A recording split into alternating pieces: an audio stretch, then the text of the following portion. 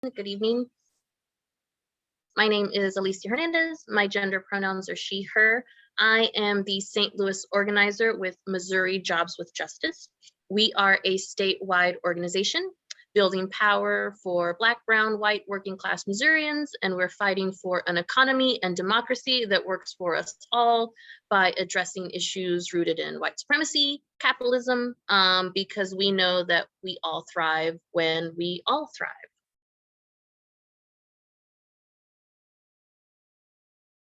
And hello, I am Catherine Fennerson. I am the electoral justice, I'm the civic engagement organizer with Action St. Louis. And we all know what Action St. Louis is. I'll let Michaela tell that, but I work alongside Michaela at Action. Awesome, thanks. Really excited to have both of you join me on this webinar tonight. So tonight we're going to talk about redistricting in St. Louis, how it happens in the city, what's at stake with redistricting, and how we can be involved in the process going forward. Alicia, you want to kick us off? Absolutely. So what is redistricting? So redistricting is a process that is fundamental to influencing how our government works or doesn't work for us. Redistricting is the way we change not only our districts that represent us, but also many of our local, county, state, and federal representatives. Every 10 years, after the collection of census data, new legislative districts are drawn at every level of government. These districts determine how our communities are represented, again, at the local, state, and federal level. And as you see on the slide, that is the St. Louis Board of Aldermen, our legislative districts, House and Senate, and then federal, that's our US congressional districts. So redistricting should exist because as population grows, it doesn't grow equally. Redistricting is an evaluation of population growth. And as I mentioned earlier, want to just keep putting this fact forward. It impacts what our communities look like, the resources that we receive, and just as important, the power that we are able to build within our communities. So something that we know is that redistricting is often impacted by gerrymandering. A simple definition could be an intentional manipulation of the redistricting process by people and politicians in power to creep or grow their power. And this can happen a number of ways, such as consolidating communities into one district, which gives that community only one representative, or by dividing the community across districts and ensuring that the community is always the minority and less likely to be adequately represented by their representatives.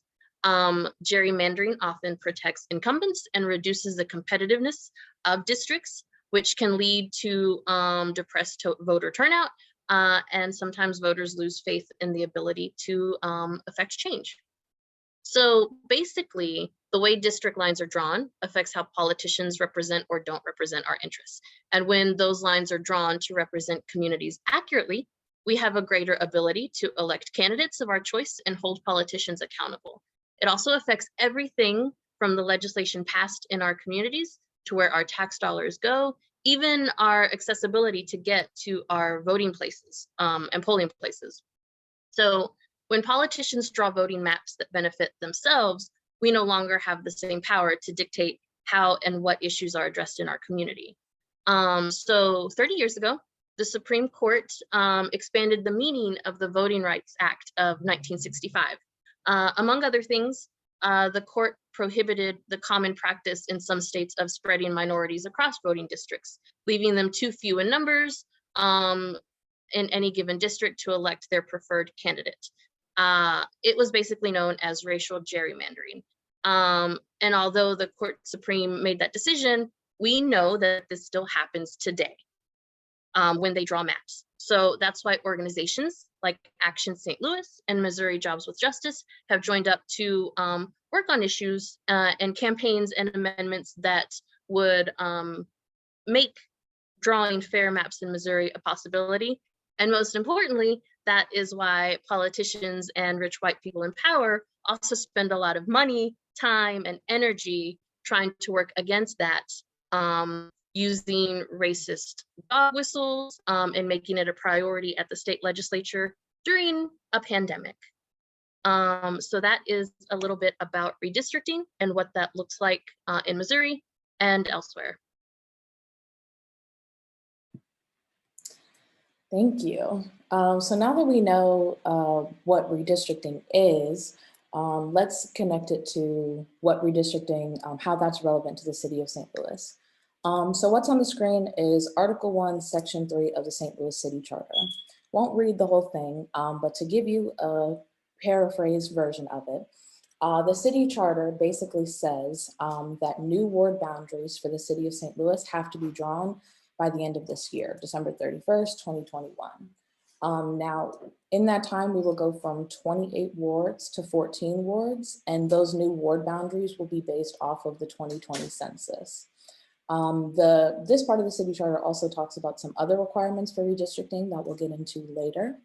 But for some context, we as voters in 2012 voted yes on this language to change the city charter. And the amendment that changed the city charter to decrease the amount of wards from 28 to 14 passed with 62% of the vote in the city of St. Louis. Next slide, please. Now, at the same time that redistricting is happening, there are a couple of other things happening in the city as well. So with redistricting, what we know is that by the end of the year, a new map of the city has to be drawn.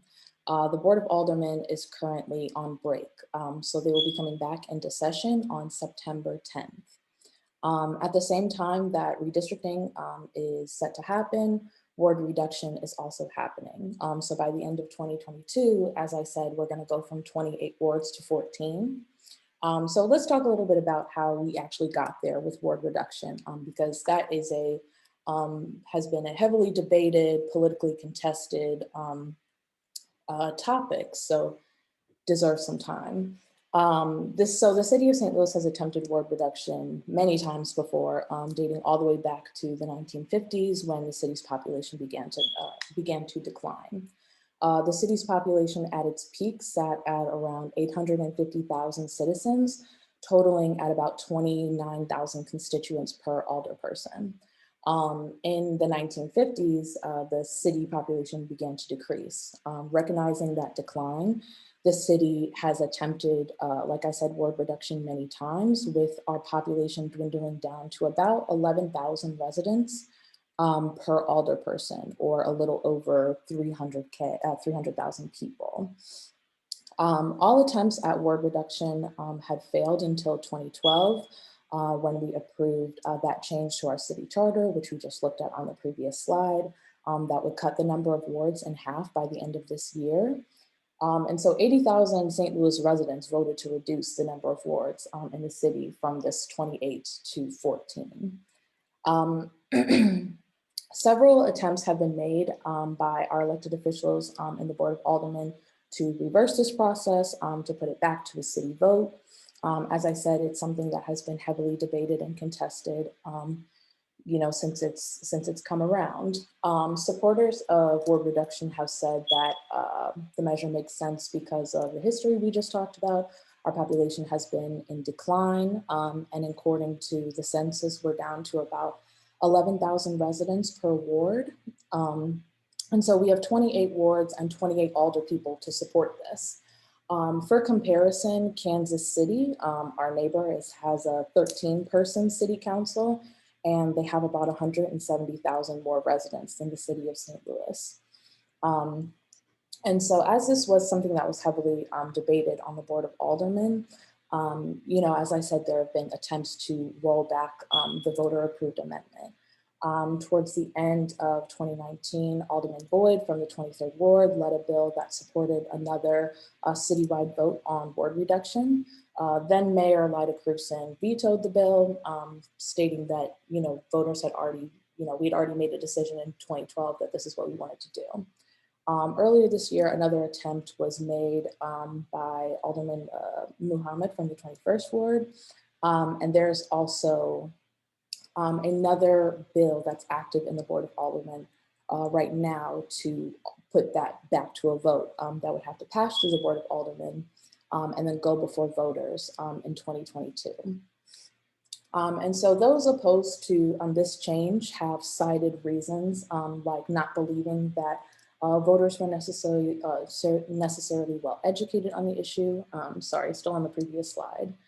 And so, yeah, not necessarily as well educated on the issue as they needed to be when they voted in 2012, or that ward reduction may make it more difficult for Black elected officials to make it into office. As I've said, several of our elected officials have been vocal about their opposition to ward reduction. It was actually opposed by all 10 members of the Black Caucus. And so as I said, additionally, there's an active bill in the Board of Aldermen set to keep that 28 wards, set to keep our wards at 28 versus the 14. Keeping all of this in mind, after about 80,000 people in the city did vote for this change. And so as we prepare to go through a shift this large, this transformational for our city, we not only need to know what is happening right now, but the process around what's happening and how we are able to directly get involved. So on the next slide, we're going to talk a little bit more about process. So this is actually a very helpful diagram that I got, or a very helpful chart that I got off of the St. Louis City website. And it shows the process of a board bill as it moves through the Board of Aldermen. Redistricting will move through the Board of Aldermen just like a board bill would. So in 2010, the legislation was introduced as like Board Bill 2 and moved through committees and Board of Aldermen in the same way. So again, won't read everything off the slide. I'll give you the shortest version of it, short as I can. So the bill is first read and assigned to the proper committee for further consideration. In this case, it's either a special committee appointed by the president of the Board of Aldermen, Louis Reed, or the legislative committee who's going to receive the bill having to do with redistricting. The last time we did this process in 2010, the legislative committee was the committee that anchored the process. And so after first read and assignment, we move down to committees. Typically, the most public hearings occur during the committee meetings. And then the bill will go to second reading before the full board after it's been worked on, amended, and approved by the full committee. From there, the bill is debated and voted on for perfection. Perfection just means that it's ready to go. And in this stage where the bill is being debated, the bill can be, it can be amended, it can be sent back to the committee that it came from to be completely reworked. And then following that, the bill is then read a third time and is signed by the president of the board if approved. And then it makes its way from the Board of Aldermen to the mayor's office. From there, the mayor then decides if they will approve or if they will veto the bill. If the mayor vetoes, the Board of Aldermen reserves the power to overturn that veto with 2/3 of the vote, or also the mayor could approve it. Once it reaches its final approval, whichever way it gets there, 30 days following that, the bill becomes an ordinance. There are a couple of caveats, like about an emergency clause. So like if there's an emergency clause in there, the mayor has to wait at least 10 days, but no more than 20 in order to sign it. But pretty much as it said, that's like the most simplistic version I can give on how the bill moves through the Board of Aldermen. And so this is similar to what this is pretty much what we will see when we are looking at the process of redistricting. And so as I said, in 2010, the process began in the legislative committee. So just want to mention some of the folks who are going to be who are on the legislative committee in the St. Louis Board of Aldermen right now. So let's take a quick look on the next slide on who is going to be sitting on the committee. Important to note that committees are appointed by the president of the Board of Aldermen, Louis Reed. As we look at this list of folks, there are a couple of things to observe, like there are 6 Black alders from Northside Ward serving on this committee. And also some of the folks that we see on here that we just talked about, some of the alder people we just talked about, who have sat in direct opposition to ward reduction and have been vocal about it, are also sitting on this committee. Additionally, in a St. Louis Today article from, I think it was mid-May, the president of the Board of Aldermen, President Reed, had said that the board can approve a new map by November, even with the census data delay. So the intention is to pass a new map out of this committee and out of the Board of Aldermen in about 3 to 4 months, given that the Board of Aldermen will be back into session starting September 10th. Next, we'll just look at looking at a map of the city. So this map shows you the different ward boundaries for all 28 wards in the city. When you look at the map, you can see that there are about 10 wards that are north of Del Mar that we consider Northside wards. When we talk about redistricting, we also have to talk about what it means to be representative. And in whichever way these 14 new wards get drawn, the people who draw them and the district lines themselves, the communities that they create, have to be representative of the city and our communities within them.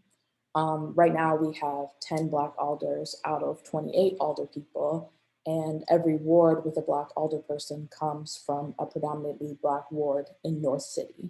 They all come from North City, with Black residents making up almost 50% of the city's population. What we have now is not exactly representative. So needing to keep that tenet of being representative in mind when we think about what equitable redistricting will look like for the city of St. Louis.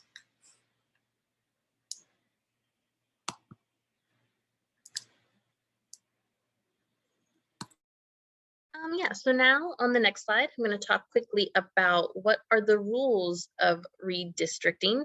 And this comes from our city's charter. And I think we all know that sometimes charters can be really hard to understand and digest. So I just kind of want to break some of this down for you because I needed it for myself. So contiguity and compactness. Those are basically measures of representational fairness. So compactness refers to literally being compact. Residents within a district living as close to each other as possible.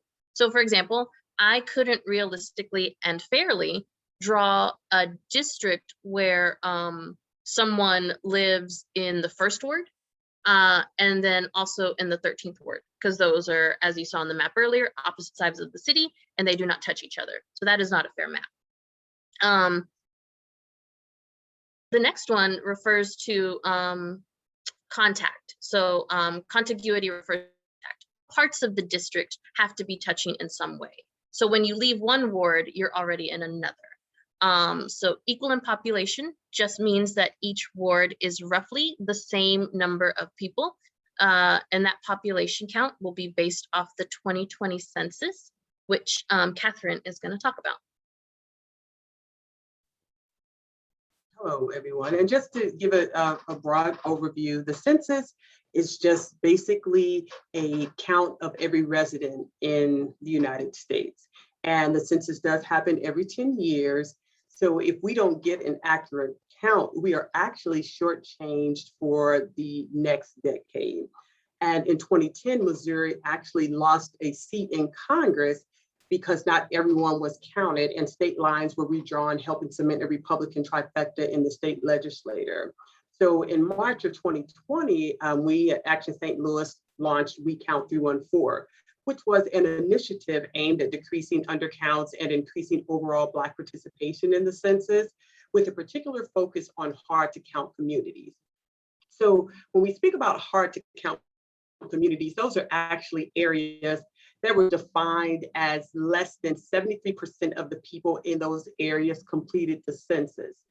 And if you take a look at the map that we have here, The map actually, those hard to count areas, these are overlaid with census tracts. So the hard to count areas are shown in red. And if you can see, those areas are mostly, concentrated in Black areas that are in the North St. Louis City and County. And so our goal was also to increase awareness of the political and economic impacts of the census undercount on traditionally underrepresented communities. And what we do know is historically Black communities are frequently at risk of being undercounted in the census, and this prevents us from receiving the resources, funding, and representation we deserve. If we go back to 2010, the census actually undercounted the country's Black population by over 800,000 people, and nearly 7% of Black children were overlooked, which is roughly twice the rate of white children. We can go to the next slide.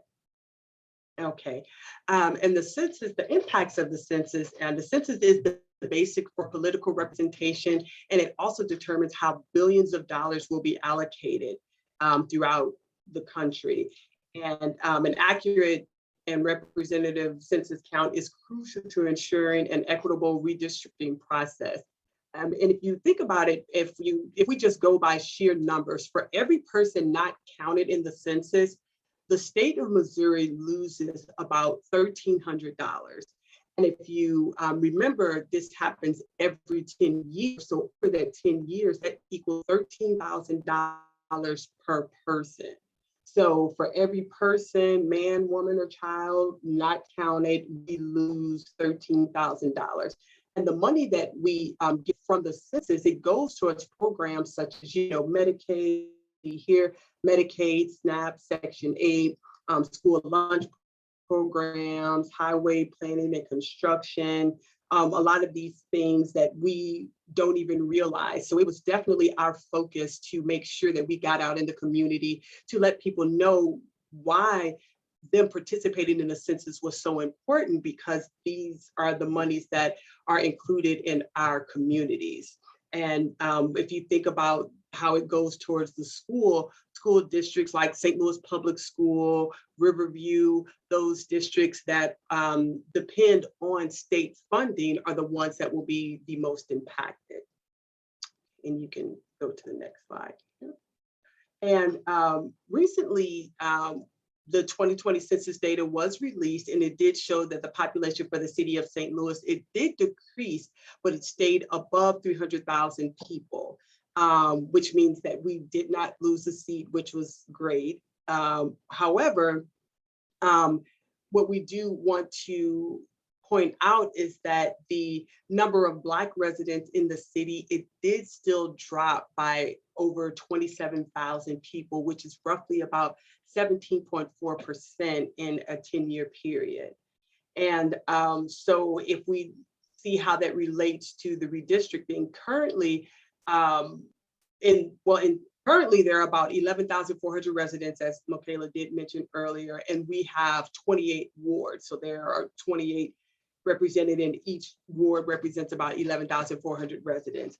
However, now with the 2020 census counts, it has us right at about 301,000, which means that based on the new census, the data that we have so far, each new district, which are just 14 wards, will have about 21,500 residents. So if you think they're going to almost double the amount of people that they will have to represent with just these 14 wards.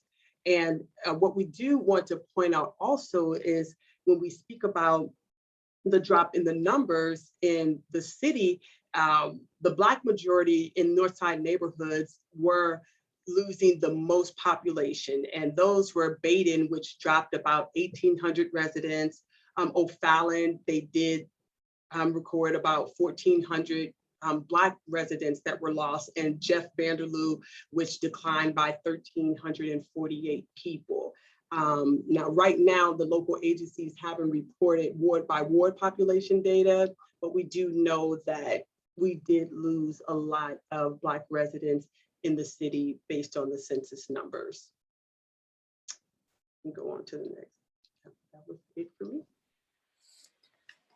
Thanks for that.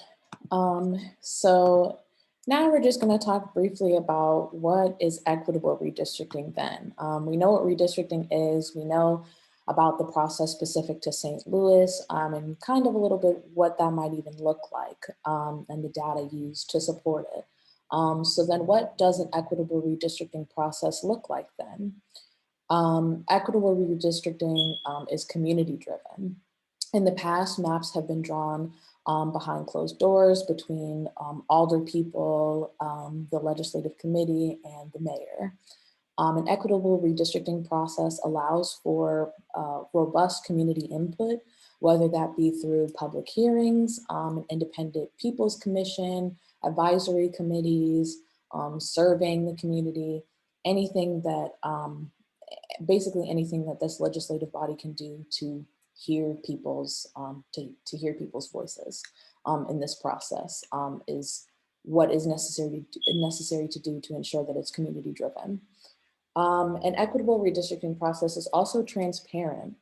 All the criteria such as the data behind it, the proposals, reports, different drafts of the maps, different things like that.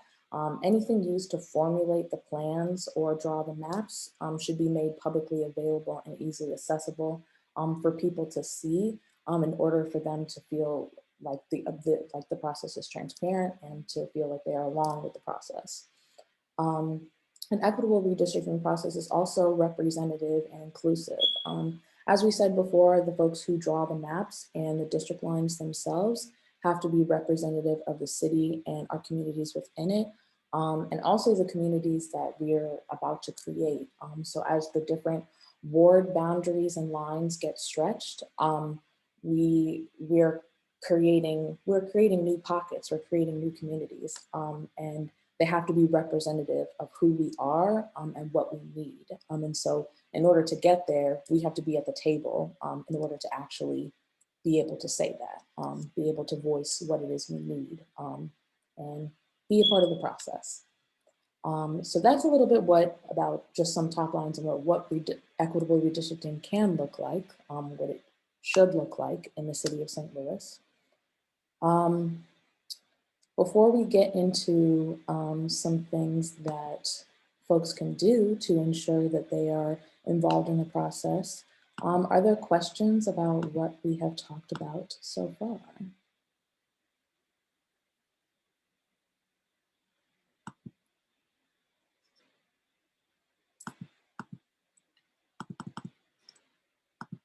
If you have questions, you can drop them in the chat, or you can also feel free to come off mute.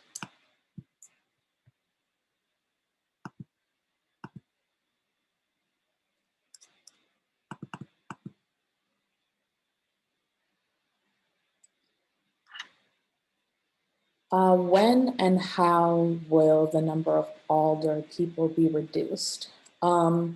So with the number of wards decreasing to 14, of course, that's going to mean that 14 alder people are going to be on the other side of this.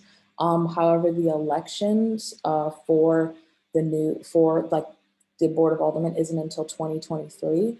So the Board of Aldermen as it exists would still sit until elections in 2023, and the whole board would be up for election in 2023.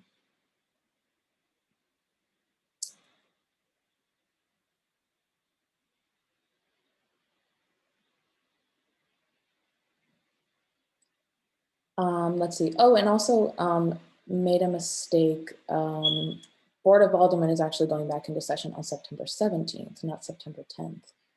So a little bit shorter of a time period to work with.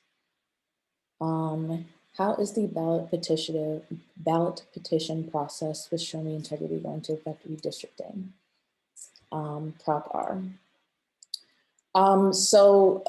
Based on the city charter, the map has to be drawn regardless by the end of the year.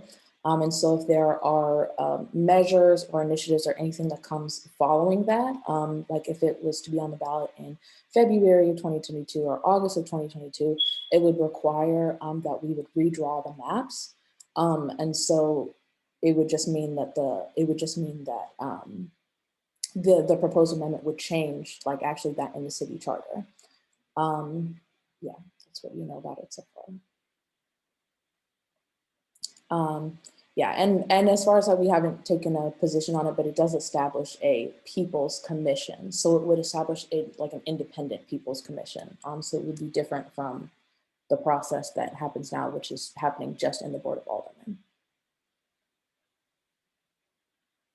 These are great questions.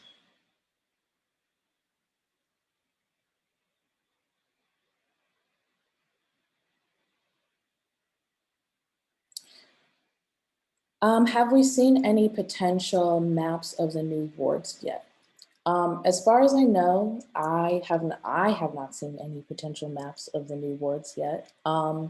The census data was released on August 12th, and the census data is what the maps will be based off of, the population data.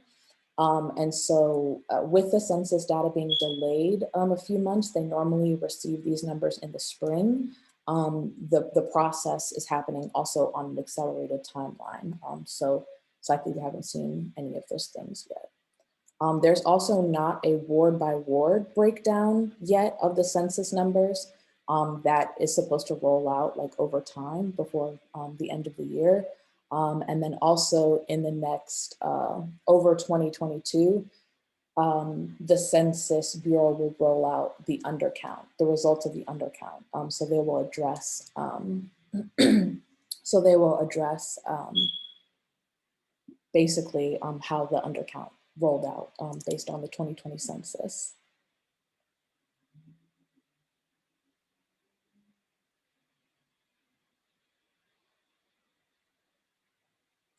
Have any of the alders on the legislation committee indicated that they'll seek public input before drawing their map?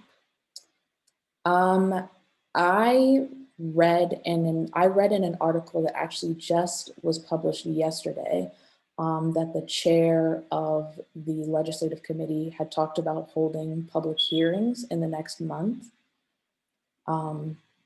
So that's something that they've indicated about. Part of what we would like to see is a robust number of public hearings, frequent public hearings, frequent opportunities for community to have input, even accepting community maps. If you've seen different tools, like at the state level, that people can draw their own congressional districts and things with, something of that sort, so that people can be directly involved in the process.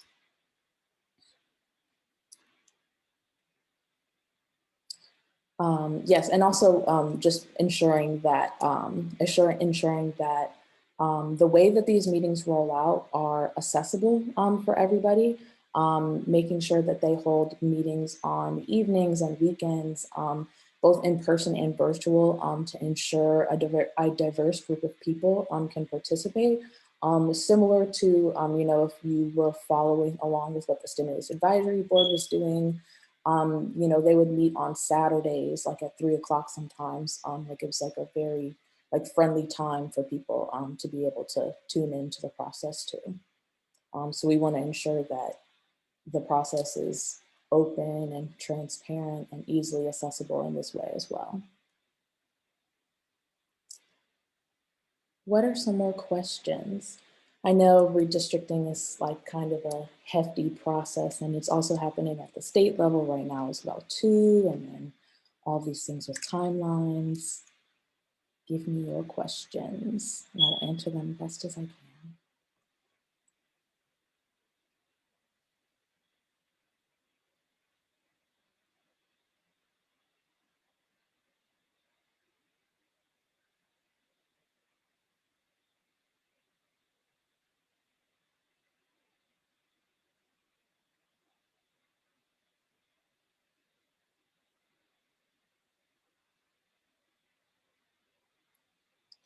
Let's see. that the official census figures and redrawing the maps statewide are available officially in October this year. I actually don't know anything particular to an October deadline, but it's like the census information, as I understand, is rolling out slowly. So we started in on the August 12th, releasing the bulk, top lines of the data. And so as we go along, we just got district/state district level data just came out this week. So as we go along, we'll get different information at different times. And then, as I said, even at the top of next year, over the course of next year, they'll be detailing the undercount and assessing things like that.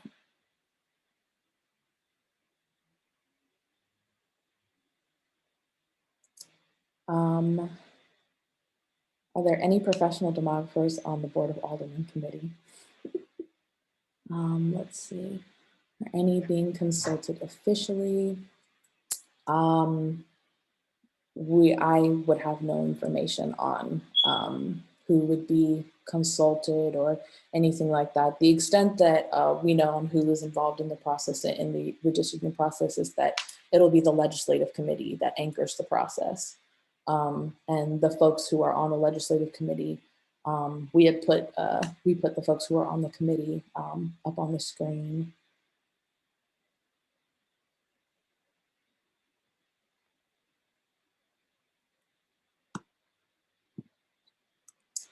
Okay. We'll take a couple more questions.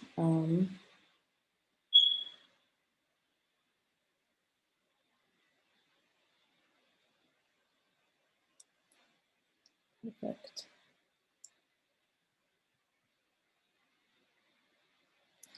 Cool. Okay. Well, we are going to move into our last couple of slides. So now that we've talked about so much about this redistricting process, how specific to St. Louis, and everything behind it. So how do we get there? How do we get to an equitable redistricting process? What are the moves that we can make now to push for this equitable process? Several different ways. You can volunteer with us. You can knock doors with Action St. Louis Power Project. We'll be on the doors talking to voters about what redistricting is, disseminating some of the information as we've done today, talking about the process specific to St. Louis, finding out what people's priorities are around redistricting, how they feel about new communities, being drawn, the ward boundaries and all that shifting. We'll be on the doors talking to folks, doing what we do best. You can also sign our petition where we are demanding an equitable redistricting process. You can follow that short bit.ly link and it'll take you to our petition. Also, if you would like to learn more about the redistricting process, stay engaged and up to date with all things redistricting in St. Louis, what we're working on, how we're trying to stay involved in the process, how we're showing up to the committee meetings, the board meetings, all of that. You can sign up for our redistricting working group. Also, you can follow that bit.ly, that short link right there, and you can come hang out with me in the redistricting working group. Lastly, you can contact your alderperson. No better way than to let your alder know than to just give them a call, send them an email. Let them know that you think that this process should be community driven and that you think that your voice should be involved directly in this process. Let them know that we want public hearings and we want a lot of them. We want community maps to be able to be submitted. Because new boundaries will be drawn by the end of this year and they will exist for our city for the next decade. So they are pretty important. Yeah, and again, as I said, a shift of this size for the entire city in just 3 months is going to require a process that is fully informed, community involved, and equitable in all the ways that we just talked about. And I did want to just answer the question that was in the chat. Stan, I can't tell you with the 100%, but I can't tell you if they were included, but I know that I did do outreach with a few organizations that work directly with unhoused people. And I did go and do presentations and speak about the We Count 314 campaign. So we definitely did do outreach in organizations that worked with unhoused. So I would say hopefully they were included, because we did definitely try to we did include them, as well as, undocumented also. So all of that was included.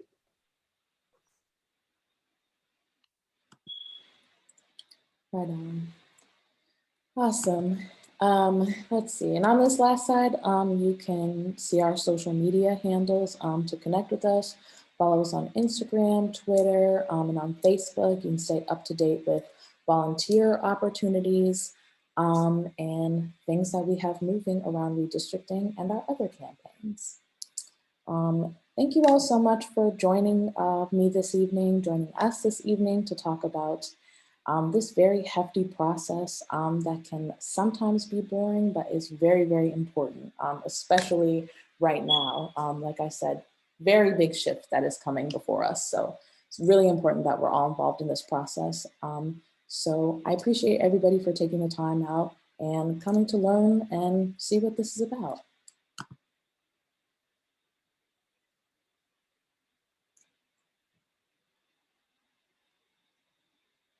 Thanks, everyone. Have a great night.